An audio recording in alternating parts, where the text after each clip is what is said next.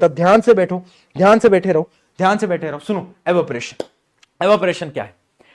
Evaporation क्या है? अब पता है सबसे बड़े, मतलब मैंने इतने बच्चे देखे हैं, इतने सारे बच्चे हैं, उनको ना एवोपरेशन और बॉइलिंग में डिफरेंस ही नहीं पता।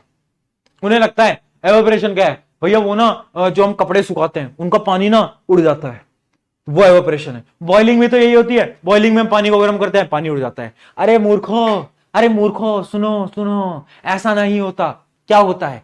Evaporation is different. एवोपरेशन क्या होता है? The phenomena of changing of liquid into vapour at any temperature below the boiling point.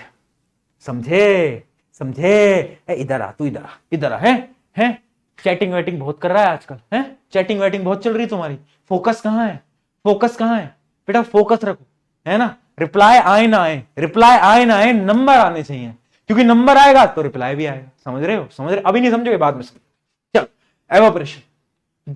अगर हमें एक गैस को, एक लिक्विड को गैस में कन्वर्ट करना है, और वो भी उसके बॉइलिंग पॉइंट से कम पे, तो उस प्रोसेस को हम बोलते हैं एवोपरेशन। जबकि बॉइलिंग क्या होती है? बॉइलिंग क्या होती है? बॉइलिंग के अंदर हम बॉइलिंग पॉइंट पे ले जाकर उसको कन्वर्ट करते हैं, बट यहां पर नहीं हो रहा। यहां पर हम बॉइलिंग पॉइंट से कम टेम्परेचर पे उसको कन्वर्ट कर दे रहे हैं। तुम बोलोगे भैया ये चमत्कार कैसे हो रहा है? ये चमत्कार कैसे हो रहा है? समझते हैं, समझते हैं। एक चीज याद रखना, एक चीज याद रखना, एवोपरेशन इज सरफेस फिनोमिना। मतलब ये सरफेस पे होता है, मतलब ये सरफेस पे होता है। एक बड़े अच्छे एग्जांपल से समझते हैं। देखो, इमेजिन करो, मैंने एक सर्कल के अंदर एक रस्सी बांध दी, एक रस्सी बांध दी पूरी, ठीक है, और उसके अंदर 100 बच्चों को डाल दिया। चिंटू लाल, मिंटू लाल, तुम भी हो उनमें से एक, है ना, बहुत सारे अपने बच्चे इसके अंदर हैं, ठीक है। अब मुझे बताओ, मैंने तुम्हें कैद कर दिया इसके अंदर, ठीक है। अब तुम कोशिश करोगे इधर उधर इधर उधर जाने की, है ना। अब इमेजिन करो, मैंने बाहर रख दिए फ्रूटी के पैकेट।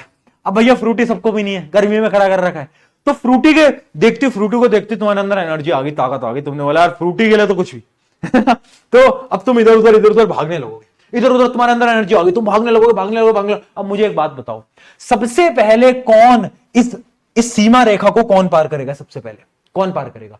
वो पार करेगा जो कि बाउंड्री पे होगा,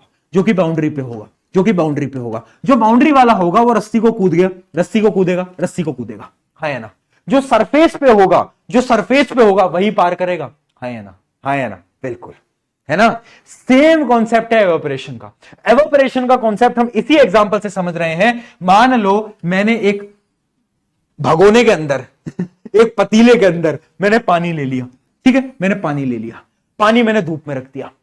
जैसी धूप आई, टेम्परेचर बढ़ा तो इसके अंदर के जो पार्टिकल है ना भैया, उनमें आ गया जोश, वो चलने लग गए, वो भागने लग गए, वो दौड़ने लग गए, वो बोल रहे हैं यार हमें तो अपनी जिंदगी जीनी है, हमें अपनी जिंदगी जीने दो। वो इधर उधर हिलने लग गए। अब इधर उधर हिलते हुआ क्या? हुआ ये कि इन पे एनर्जी बहुत आ गई। और सबसे पहले कौन से पार्टिकल जाएंगे? सबसे पहले कौन से पार्टिकल कन्वर्ट होंगे गैस के अंदर? जो कि सरफेस पे हैं, जो कि यहां पर है, जो कि सरफेस पे हैं। तो जो सरफेस के पार्टिकल होते हैं वो क्या करते हैं? वो गैस के अंदर कन्वर्ट हो जाते हैं। समझ पाए? तो एवेपोरेशन क्या है? सरफेस फिनोमिना है।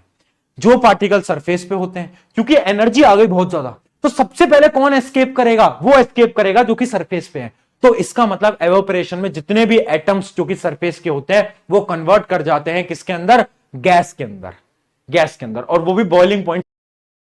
बेटा, अगर आप नीट 2025 के एस्पिरेंट हो तो this coming year is very critical for you and let gas के अंदर, और वो भी बॉइलिंग पॉइंट से कम टेम्परेचर के अंदर। बॉइलिंग के अंदर तो हम इस पूरे लिक्विड को गैस में बदलते, बट यहां पर हम सिर्फ और सिर्फ सरफेस वालों को किस में बदलते हैं? ठीक है, क्लियर? चलो, बहुत बढ़िया, है ना। तो आई होप ये समझ गए होगे एवेपोरेशन होता कैसे है।